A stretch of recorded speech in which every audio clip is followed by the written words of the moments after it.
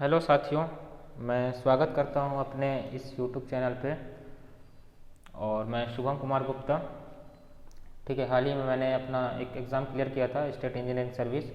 और आज हम डिस्कस करने वाले हैं क्वेश्चन नंबर 21 से लेकर के आगे के जितने भी क्वेश्चन हम डिस्कस कर पाते हैं उसको हम देखते हैं समय के हिसाब से। ठीक है, तो ये जो पेपर है ये है हमारा CSPDCL का। ठीक है, जो विद्युत विभाग से जो परीक्षा लिया गया था, तो उस परीक्षा में जो भी कुछ सवाल ऐसे थे, कठिन टाइप के तो नहीं थे, लेकिन जनरली हम उसको पढ़ते नहीं हैं, उस टाइप के सवाल हम पढ़ते नहीं हैं, तो वो हमारे लिए कठिन हो जाता है। ठीक है, तो बहुत सारे सवाल ऐसे थे जिनका उत्तर आपको नहीं मिला होगा, तो मैं उम्मीद करता हूँ कि यहाँ से आपको कुछ सीखने को मिलेगा। ठीक है, तो आगे हम इस क्वेश्चन को कंटिन्यू करते हैं। 21 नंबर का सवाल है, एक व्हीकल है, पढ़ते हैं सवाल। A vehicle has the wheel base of 6.5 metre, what is the of tracking while negotiated the curve path with the mean radius.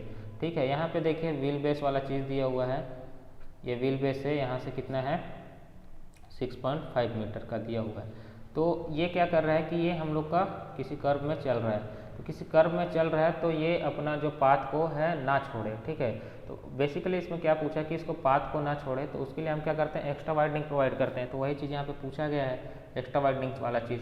तो एक्स्ट्रा वाइडनिंग क्या होता है, NL² upon 2R, NL² upon 2R। तो देखिए यहाँ पे लेन कुछ नहीं दिया है कि 1 लेन है कि 2 लेन है कि 3 लेन दिया हुआ है, या फिर रोड की चौड़ाई नहीं दिया हुआ है। तो सबसे पहले आप एक चेक करेंगे, फिर उसके बाद 2 चेक करेंगे, उसके बाद 1 या 2 करेंगे। ठीक है, अगर ऑप्शन मैच कर जाता है तो ठीक है, ऑप्शन मैच नहीं करता है तो फिर देखेंगे। तो आप सबसे पहले 1 के लिए चेक करेंगे, 1 के लिए 1 हो जाएगा। लेंथ कितना दिया हुआ है व्हील बेस का, 6.5 का स्क्वायर हो जाएगा, तो 6.5 इंटू 6.5 अपॉन में 2 इंटू इसका रेडियस दिया हुआ है, रेडियस कितना है 32 मीटर। ठीक है, रेडियस दिया हुआ है 32 मीटर। तो इसको आप सॉल्व करेंगे, इसको सॉल्व करेंगे तो कितना हो जाएगा। देखिए कैलकुलेटर अलाउ नहीं होता है, तो इसको सॉल्यूशन थोड़ा आपको अपने एंड से करना पड़ेगा। देखिए यहाँ पे सबसे पहले इस टाइप का सवाल का सॉल्व करते समय आपको दिख जाएगा कि ऑप्शन है वो मैच कर दूर दूर में है। ठीक है, पॉइंट में आएगा, तो जो भी वैल्यू आएगा वो पॉइंट में आना है, तो पॉइंट को बहुत ज़्यादा ध्यान नहीं देना है। तो मान लीजिए कि ये 32 है, ये 65 है, तो ये लगभग 2 से जाना है, ये 2 और ये 2 कैंसिल आउट हो जाएगा। तो यहाँ पे देखें कि 6.5 के आसपास वाला ऑप्शन कौन सा है, तो ये वाला ऑप्शन आपका सही हो जाएगा। ठीक है, ये 32 था, ये 65 था, तो 64 होता है, तो कुछ पॉइंट बचेगा, कुछ पॉइंट बचेगा, तो कुछ पॉइंट्स को इसमें मल्टीप्लाई करेंगे, तो कुछ पॉइंट्स को मल्टीप्लाई करेंगे तो वह वैल्यू हमारा थोड़ा सा बढ़ जाएगा। तो इसका आंसर हो जाएगा, एक ही ऑप्शन मैच कर रहा है जो कि सिंगल लाइन के लिए मैच कर जा रहा है, तो आगे आपको जाने का जरूरत नहीं है। 22 नंबर का सवाल देखिए। In the welding the local decrease of thickness of the parent metal at the weld toe is caused by the excessive current or very long arc is known as। देखिए क्या होता है कि जब हम वेल्डिंग करते हैं, ठीक है, वेल्डिंग करते हैं, तो वेल्डिंग करते समय जो हमारा बेस मेटल है, ठीक है, ये बेस मेटल है, तो बेस मेटल क्या होता है, इसमें डिप्रेशन इसमें जब हम वेल्डिंग करते हैं, ठीक है, इसमें जब हम वेल्डिंग करते हैं तो वेल्डिंग करने टाइम में क्या होता है कि यहाँ का जो मटेरियल है, मटेरियल का क्षति हो जाता है। ठीक है, जिसकी वजह से वहाँ पे थोड़ा सा डिप्रेशन हमको देखने को मिल जाता है। इसको हम बोलते हैं अंडर कटिंग, इसको बोलते हैं हम लोग अंडर कटिंग। ठीक है, अगर अंडर कटिंग पढ़े होंगे तो ठीक है, नहीं पढ़े होंगे तो भी ठीक है, ये सवाल आपसे नहीं बनता तो कोई दिक्कत नहीं है, बाकी के और भी तो सवाल थे, तो ये सवाल जनरली छोड़ देते तो भी कोई दिक्कत नहीं था, इस टाइप का हम लोग पढ़े नहीं होते हैं। फिर अगला सवाल देखिए 23 नंबर।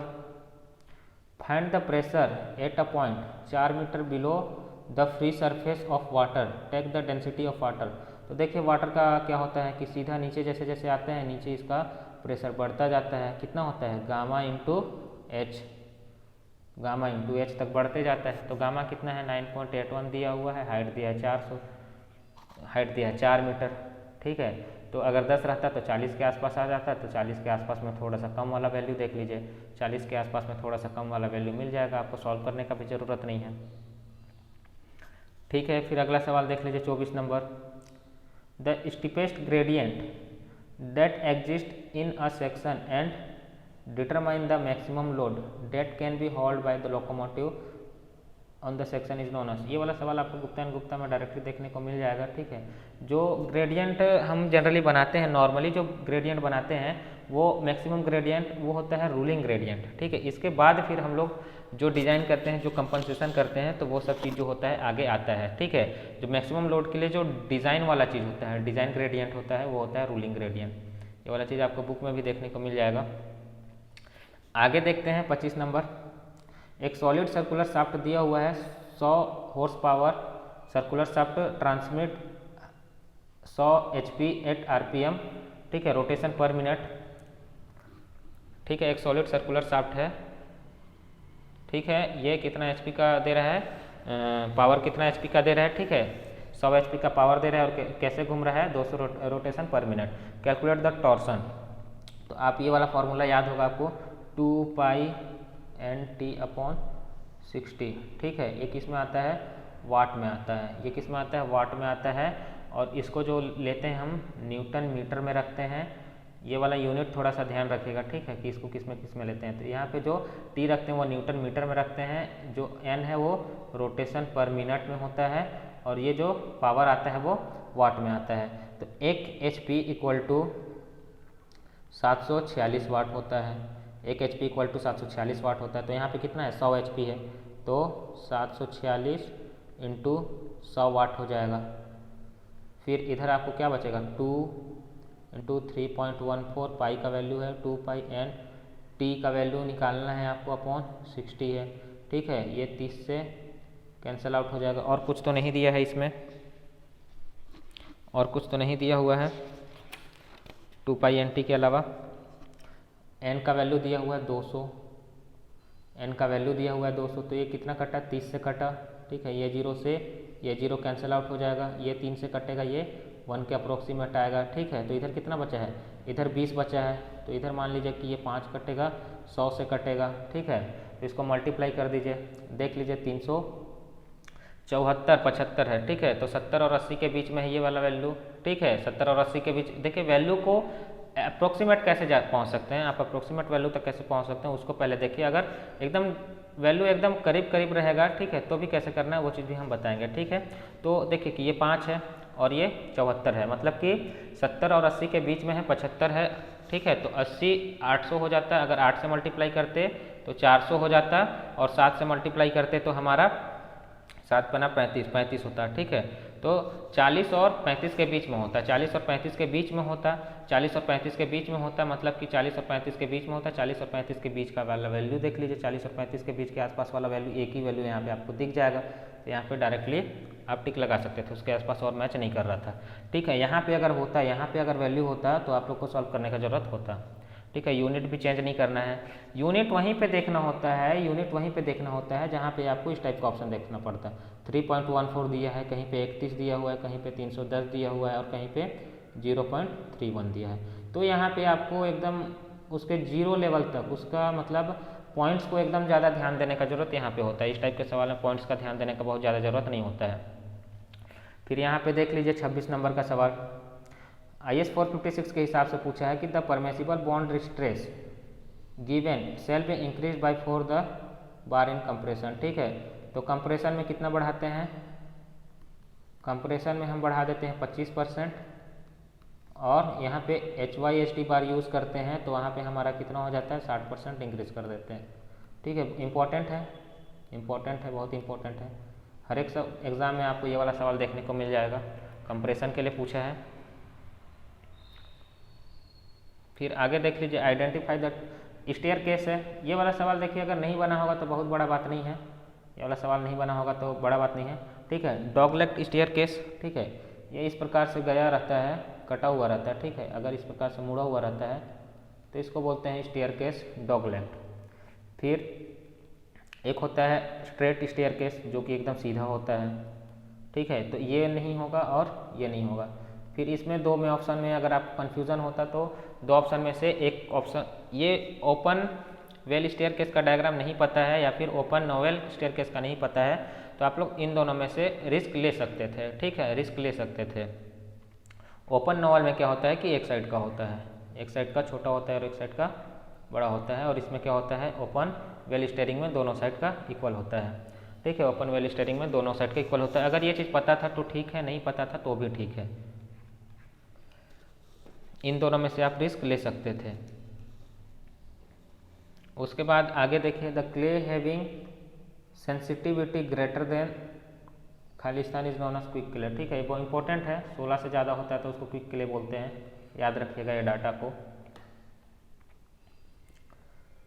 29 नंबर देख लीजिए, in which of the following test is an indirect method to determine the coefficient of permeability.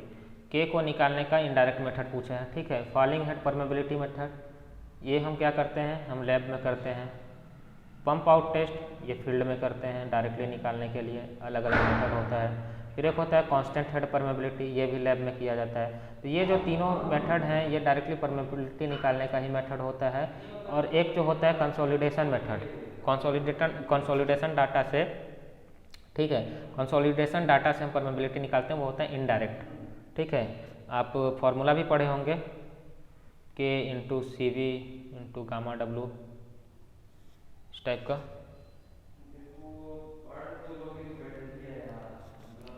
ठीक है, तो ये जो होता है कंसोलिडेशन से वो निकाल सकते हैं आप, कंसोलिडेशन से directly proportional to the permeability.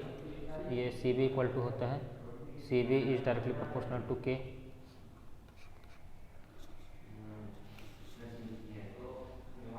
फिर इसके बाद ये वाला फार्मूला थोड़ा सा मिस्टेक हो गया है, ये एग्जैक्ट फार्मूला नहीं है, ये वाला फार्मूला को आप लोग देख लीजिएगा। 30 number, consider the following statement regarding the advantage of vitrified clay या स्टोनवेयर, वर्टिफाइड क्ले और स्टोनवेयर सीवर। ठीक है, स्टोनवेयर सीवर का बात किया जा रहा है। ठीक है, अगर पढ़े होंगे तो ठीक है, नहीं पढ़े होंगे तो ठीक है, ये सब चीज़ जनरली छोड़ा हुआ रहता है। पहला है, देखिए यहाँ पे स्टोनवेयर दिया हुआ है तो आप यहाँ से थोड़ा सा अपना दिमाग भी चला सकते हैं, और सही हुआ होगा तो ठीक है, नहीं हुआ होगा तो भी ठीक है। Interior are very smooth and they have hydraulically very efficient. ठीक है, ये वाला चीज़ आपको पता होता है कि हम लोग स्टोनवेयर बनाते हैं तो हाइड्रोलिकली एफिशिएंट होता है। ठीक है, they are highly impervious, impervious होता है, एंड नॉट अलाउ द, देखिए बहुत, and not allow the sewage to seep out them. ठीक है, मतलब देखिए स्टोन वाला चीज़ है तो स्टोन क्या है कि हाईली इम्परवियर होता है, ये अपने ये काफ़ी, इसका जो थिकनेस होता है काफ़ी ज़्यादा होता है और बहुत अच्छा होता है। ठीक है, कि इसमें से क्या है, किसी भी प्रकार का सीवेज को ये पास होने नहीं देगा अपने बाहर। तो दूसरा स्टेटमेंट सही है और पहला स्टेटमेंट भी इसका सही है, क्योंकि जो हम इसका बनाते हैं, ये हमारा स्टोनवेयर सीवर बनाते हैं तो हाइड्रोलिकली एफिशिएंट होता है, मतलब वेटेड पेरीमीटर बहुत कम मिलता है। देख लीजिए इसका वही है, वेटेड पेरीमीटर कम मिलता है। ठीक है, वेटेड पेरीमीटर कम मिलता है, इसका कारण यही है कि जो इम्परवियस है, वेटेड पेरीमीटर का क्या होता है, मतलब कि गीला कम होना चाहिए, तो जितना कम पानी सोखेगा, ठीक है, कितना कम पानी सोखेगा उतना ज़्यादा वो इम्परमीबल होगा, जितना कम पानी सोखेगा उतना ज़्यादा वो, उसमें कैपिलरी एक्शन वगैरह आपको देखने को ही नहीं मिलेगा, क्योंकि जो पानी है उसमें स्थिर है, आगे पीछे तो होगा नहीं, तो जितना में वो बह रहा है उतना ही में वो बहेगा। ठीक है, और बाकी क्ले वगैरह रहेगा, ठीक है, या दूसरे मटेरियल का जिसमें परमेबिलिटी वगैरह है, जिसके अंदर पानी प्रवेश किया तो वहाँ पे सीपेज का कंडीशन आपको देखने को मिलता है। ठीक, हाइड्रोलिक ग्रेडियंट सीपेज वगैरह देखने को मिलेगा, जिसकी वजह से उसका जो वेटेड पेरीमीटर है वो बढ़ जाएगा।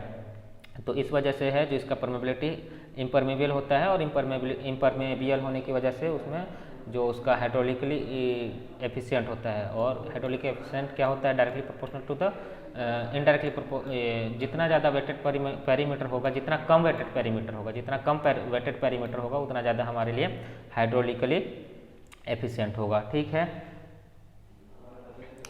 31 नंबर देख लीजिए, a small rectangular orifice 200 mm deep and 500 mm wide is discharging the water under the constant head of 400 mm, that will be the discharge through the orifice litre. Discharge पूछा है, the coefficient of discharge for the orifice is 0.6।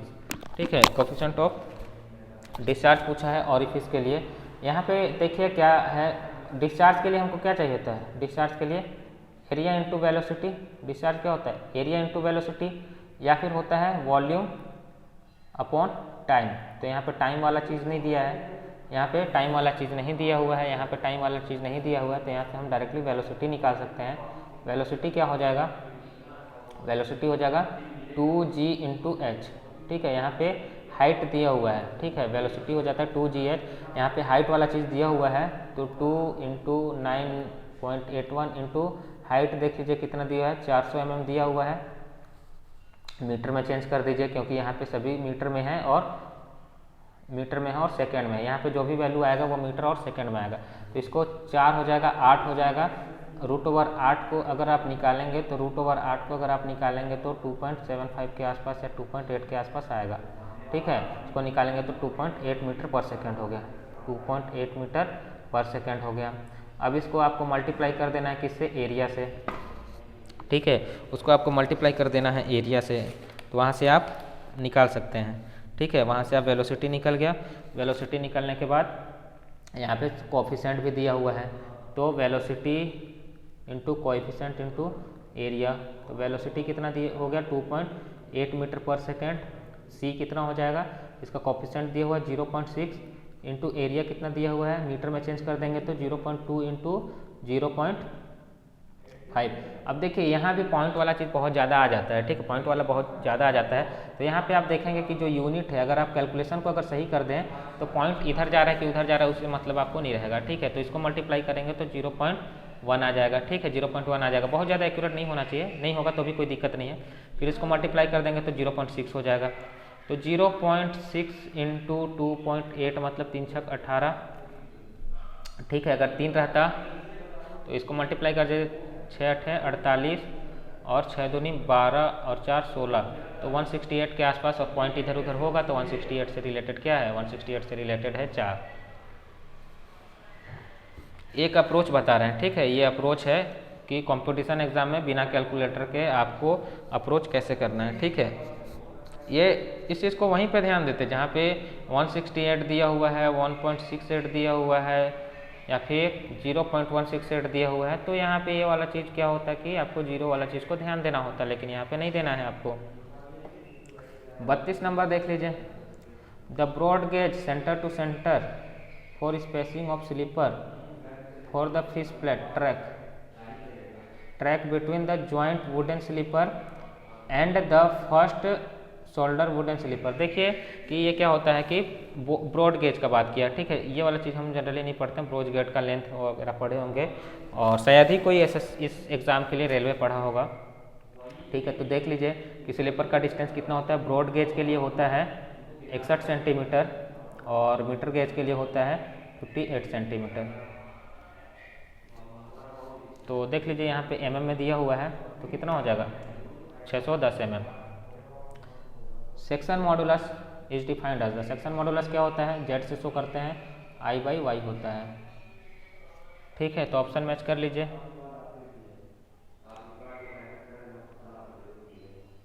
34 number देख लीजिए, in the soil engineering the mass of soil solid per unit volume. Solid का मास मतलब कि mass of solid upon volume of solid, तो क्या हो जाता है, mass of solid upon volume of solid, तो हो जाता है डेंसिटी ऑफ सॉलिड।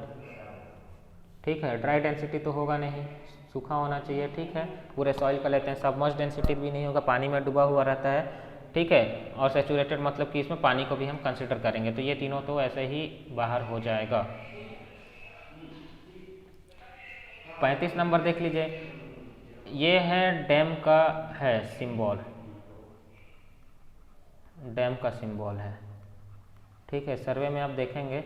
ठीक है, किताब पढ़े होंगे तो उतना तो नहीं पढ़ते हैं, कोई भी कंपटीशन एग्जाम की किताब लेके बैठ जाओ इतना सारा सिंबल याद करें।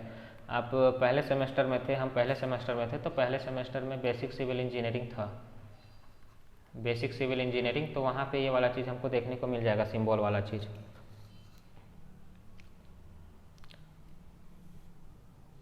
36 नंबर देख लीजिए, an oven dried soil having mass 200 gram. ठीक है, ओवन ड्राइड सॉइल का मास है मतलब कि WS दिया हुआ है 200 ग्राम।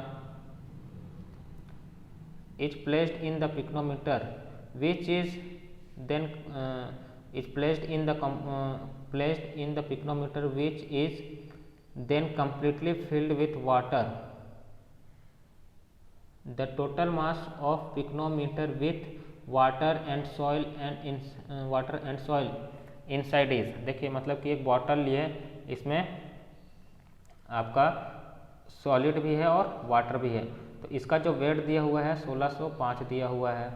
फिर the pycnometer filled with water alone, the mass of 1400 ग्राम, मतलब कि ये पिक्नोमीटर है, इसमें सिर्फ वाटर भरा हुआ है, ठीक है, तो इसका वेट दिया हुआ है 1400 ग्राम, ठीक है।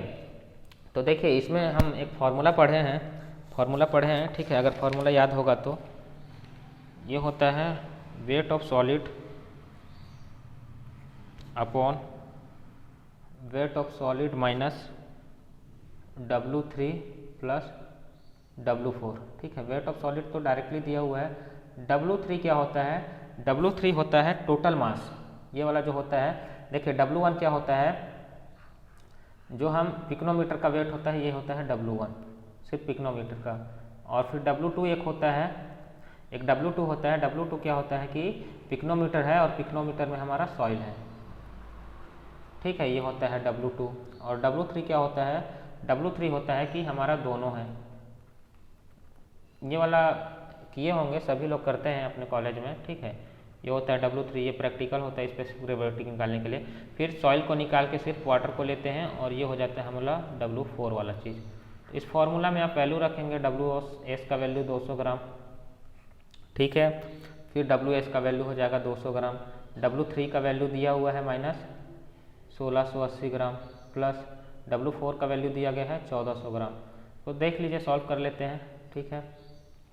तो 200 ग्राम ऊपर में बच गया, नीचे में देख लीजिए 1400 और 200, इन दोनों को जोड़ देंगे तो 1600 हो जाएगा। नीचे बचेगा हमारा 1600 और 1680 में से घटाएंगे 1605 है, 1605 है, ठीक है। और ये कितना है 1400, ये 80 है, 1480। तो 200 और इसको जोड़ेंगे तो 1680 हो जाएगा। 1680 में से 1605 को घटाएंगे तो बचेगा हमारा 75, ठीक है। तो इसको कर दीजिए, कितना हो जाएगा 25 दिया 75 और 25 8 मतलब 2.67 के आसपास आ जाएगा। देख लीजिए 37 number, what is the maximum slenderness ratio for member carrying compressive load due to wind और सिस्मिक फोर्स ओनली, ठीक है। तो देखिए ये बहुत बेसिक सवाल है, बहुत सारे एग्जाम में आता है। ये ओनली टेंशन के लिए होता है,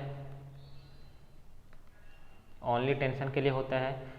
इसमें क्या होता है कि कंप्रेशन फॉर विंड लोड के लिए होता है, विंड एंड सिस्मिक लोड के लिए होता है। 180 क्या होता है? डायरेक्ट कंप्रेशन के लिए होता है, और ये हो गया। और 350 किसकी वजह से होता है? टेंशन फॉर ये टेंशन होता है, और इसमें रिवर्सल ऑफ लोड होता है। टेंशन मेंबर होता है रिवर्सल ऑफ लोड, ठीक है। टेंशन मेंबर है, टेंशन मेंबर, और टेंशन मेंबर है रिवर्सल ऑफ विंड। विंड की वजह से कंप्रेशन आ सकता है इसमें, डेड लोड की वजह से नहीं, विंड की वजह से कंप्रेशन आ सकता है। तो विंड की वजह से कंप्रेशन आएगा, तो डायरेक्ट कंप्रेशन से थोड़ा सा विंड की वजह से अगर कंप्रेशन आ रहा है, कोई टेंशन मेंबर है, तो उसके लिए हम लोग 350 लेते हैं। तो ये आपको IAS कोड में भी देखने को मिल जाएगा, बहुत कॉमन सा सवाल है। फिर 38 नंबर का सवाल देख लीजिए, the liquid product in which the substantial amount of bitumen is suspended in a finely divided condition in aqueous medium and stabilized by means one or more suitable material is known। Cut back bitumen देख लीजिए, इसमें ये पूछा है कि कुछ bitumen में कुछ और प्रोडक्ट को हम लोग कुछ और सस्पेंडेड मटेरियल को मिला देते हैं, तो उसको हम क्या कहते हैं?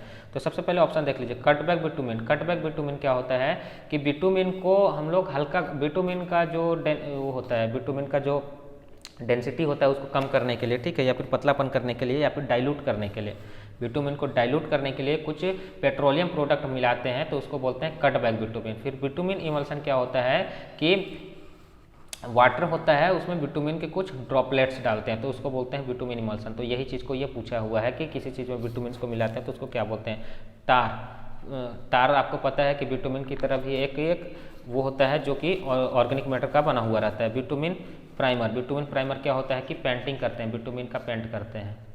ठीक है, तो इसका ऑप्शन हो जाएगा 2। 39 नंबर देख लीजिए, क्लास में कराए थे ये वाले सवाल।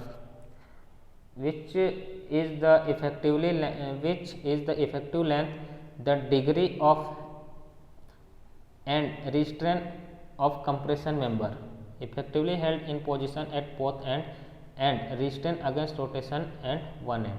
मतलब देख लीजिए कि क्या बोला है, एक एंड से किसकी वजह, ये रोटेशन को भी रोक रहा है। देखिए एक कॉलम है, किसको रोक रहा है, रोटेशन को भी रोक रहा है और पोजीशन को भी इधर से इधर की तरफ भी जाने नहीं दे रहा है। ठीक है, पोजीशन को भी रोक रहा है, इसको भी रोक रहा है और समेशन ऑफ एफ रोक रहा है, समेशन ऑफ एफ रोक रहा है और मूवमेंट को भी रोक रहा है। तो ये कौन सा सपोर्ट रोकता है, ये फिक्स्ड सपोर्ट रोकता है। और दूसरे साइड में क्या बोला है, दूसरे साइड में बोला है कि ये सिर्फ पोजीशन को रोक रहा है। ठीक है, अपने जगह पे पोजीशन को रोक रहा है, मूवमेंट को रिस्ट्रेन नहीं कर रहा है। तो ये क्या होता है, यहाँ पे सिंपली सपोर्टेड होता है। तो एक साइड फिक्स्ड और एक साइड सिंपली सपोर्टेड है। देखिए इसी टाइप से सवाल पूछता है तो इसको आपको बनाना होता है कि किसको किसको हमको हटाना है, किसको किसको जोड़ना है। तो बोला है कि पोजीशन में बना हुआ है। ठीक है, पोजीशन में बना हुआ है। अगर ये बोलता है कि एक डायरेक्शन की पोजीशन में नहीं बना हुआ है तो क्या होता है कि एक डायरेक्शन की पोजीशन में बना होता है, इस डायरेक्शन में नहीं बना होता है। तो उस केस में हम लोग क्या करते हैं, रोलर को यूज़ करते हैं। और बोलता है कि अगर मूवमेंट को रोकता है और किसी एक डायरेक्शन को रोकता है तो फिर उस केस में गाइडेड रोलर को यूज़ करते हैं। तो इस प्रकार से जो है हम सपोर्ट बनाते हैं। ठीक है, तो यहाँ पे पूछा है कि एक साइड फिक्स्ड है और एक साइड हिंज है, मतलब कि एक साइड से मूवमेंट को भी रोक रहा है और पोजीशन को भी रोक रहा है, एक साइड से सिर्फ पोजीशन को रोक रहा है। तो इसके लिए क्या हो जाता है, 0.8 होता है। फिर अगला सवाल देखेंगे 40 number, identify the type of levelling staff in surveying is given us. तो ये कौन सा स्टाफ है, यह टेलीस्कोपिक स्टाफ जो हम यूज़ करते हैं। फिर आज के लिए इतना ही करते हैं। ठीक है, फिर जो अगला वीडियो आएगा उसमें हम 41 से आगे कंटिन्यू करेंगे, 41 से आगे कंटिन्यू करेंगे।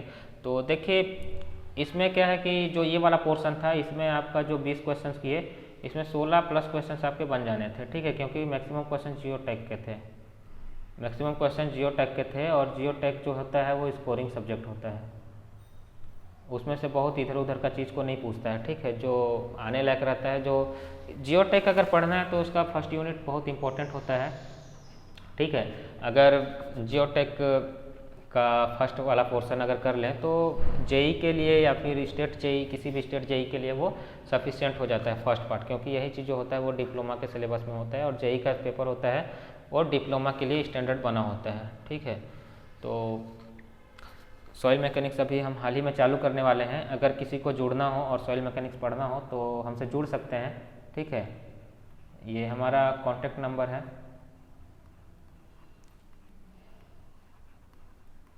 79014142। ठीक है, ये हमारा कॉन्टैक्ट नंबर है, इस पर आप जुड़ सकते हैं। अगर इससे आपको किसी प्रकार का क्वेरी है तो इस नंबर पे आप कांटेक्ट करें। ठीक है, धन्यवाद।